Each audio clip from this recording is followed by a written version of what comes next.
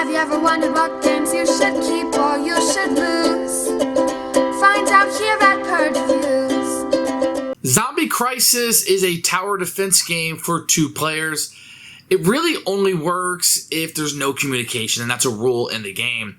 But it's a game where the zombies are coming on, you got these barricades, you have a morale die, you got a barricade die, and you just can't get them down to 0. And they're kind of like a tracker, if you will. And the zombies are going to keep coming, and you're going to have a certain amount of weapons. And it's got a cool little system where you can put the weapons together and they become stronger, or the color of the weapon can kill the zombies. It's kind of cool little feature to it. Now, the game is going to rely a little bit on that communication. If somehow you cheat or get too good of communication, the game is going to be too easy and it's going to break down.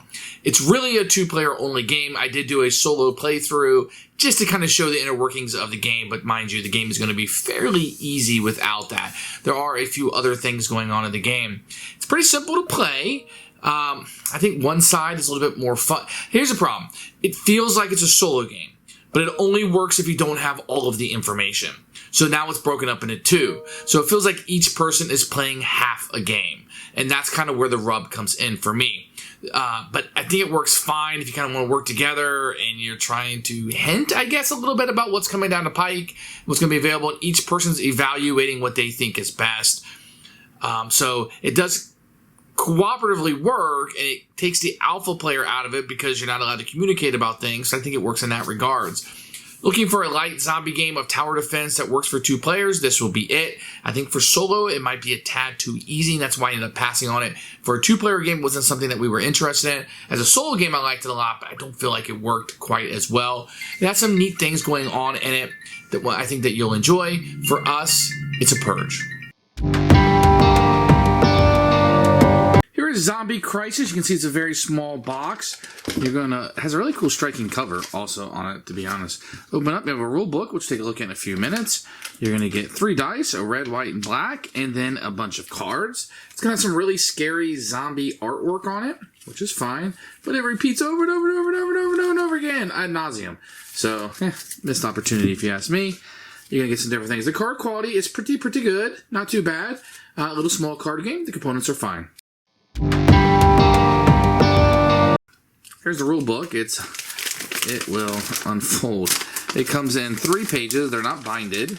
Don't know why that is the case. It's going to be a little easier to lose. You're going to have a picture of the different components. Then you'll just jump right into the rules. Here's setup. And it's on both sides of the book. You probably need about 15-20 minutes to get through this. It's got some Q&A on the back of it. The rules are pretty clear. Not a whole lot of stuff popped up that I wasn't able to understand. It is a 2-player game that lacks communication, so it's going to be a little difficult for some people. It doesn't really state that from the beginning, but the limited communication is going to be part of the game. The rules, I didn't really have any issues. It goes step by step. I just wish it was binded. That's the big thing here. So, there you are. So you're going to have zombie cars. They're going to come in different colors with different numbers. And each color is going to have a boss that will be associated with it. You're also going to have some civilian cards. They'll be like characters that you'll be throughout the game, as you can see in here. Here's a supplier, a trader, soldier, and a child. Here are the weapon cards that you'll have in the game. These will be things you'll be utilizing to defeat. Oh, that's one of the bosses are in there. That you will use to defeat the zombies in the game. And then you have your 18 scenario cards. You're going to go through a season of this. So you see season 2. There's season 1, 2, and 3s that are in here. And they're kind of like event cards.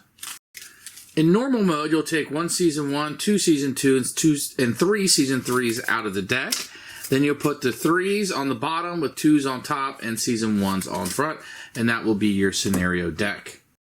Then you're going to take the 3 gates and you will put these out. And these will be the gates that you'll have as you're going through the game. You'll put the white die there for a barricade of 3. The black die will be put on 3 and go on the left gate. And then the red die will be set aside as your attack die. These dice will change as the game goes through. 6 is the highest and 1 is the lowest.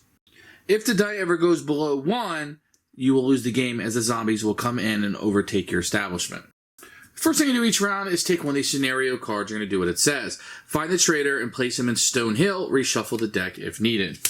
Stone Hill's a little side over here, and he just tells you that if the die ever reaches 1, now you lose. So he makes the game a little bit more difficult for you. When the game starts, you'll take 3 weapon cards, and they will be available to you in the storage facility. And I also put 3 in the exploration area over here. So exploration, and then we'll have storage up here. If you were placing additional cards out because of the round, you would just place them before. If it ever gets all the way to 5, you can have 4 rows of zombies. If you have to place a 5th one out, then you would decrease your barricade amount. So then a scout player will draw 3 cards from the deck, and he will place them face down wherever he sees fit. Now the scout player can look at 1 to 3 of these cards. If he had to place additional cards down, he could. They would just go behind the other ones. Now, you can have as many as 4 rows of zombies. If you have to put a 5th row down, you do not add it. You just reduce the barricade at that point. Now, he's allowed to look at these if he wants to. If he looks at one of the cards, he can tell you what the power, color, or crisis is. If he's looked at 2 cards, he can only tell you 2 things. He looks at 3, he can only inform you about 1 subject. So, for example, he might say the power, 1, 1, 2, etc. So what he'll be able to do, the other player will be able to take these and place these out wherever he wants. You could put multiples on the same one, or I could put 1 on each. Then any face down cards are then flipped over and will begin to attack them as the game goes on. Now any colors that match will automatically kill. So let's say I had an example where the red was there, I put a red weapon down, doesn't matter the numbers aren't there, he would immediately kill that zombie. But that wasn't the case here, now was it? So let me pretend like this card had been played here. So it is 4, the zombie here is 4, and that would be enough to kill it. Let's say there was a card behind this one. So he can't do anything to this card because it's 2, it doesn't match. He can discard one of these weapons from storage, and that's fine. Then he can choose wherever in the line he wants to start. So then he could use this to destroy this card up here, defeating the zombie. So in our example, that one would die because I discarded one there, and 3 or 4 would knock this one out also. Let me give you another example. Let's say the 2 is here. He only does 4 damage, is not enough. Then he will become damaged. So he did at least partial damage to the zombie. He didn't kill him, so he's not discarded, but partial damage is enough to turn it sideways. Now you have this black dice, which tracks your morale. If I discarded more zombies than this number, then it would go up by 1. I only discarded 2 zombies, so it would not increase. Let's say I discarded 4 or more than 3, then this would be increase. In this case, I did not, so it will stay where it's at. If I choose to not attack at all, I can increase my barricade by 1. So this 3 would then become a 4 if I had not attacked at all. If I hadn't explored all, these would be here. I could take one of these weapons and put it over into my storage facility, increasing the amount of cards here.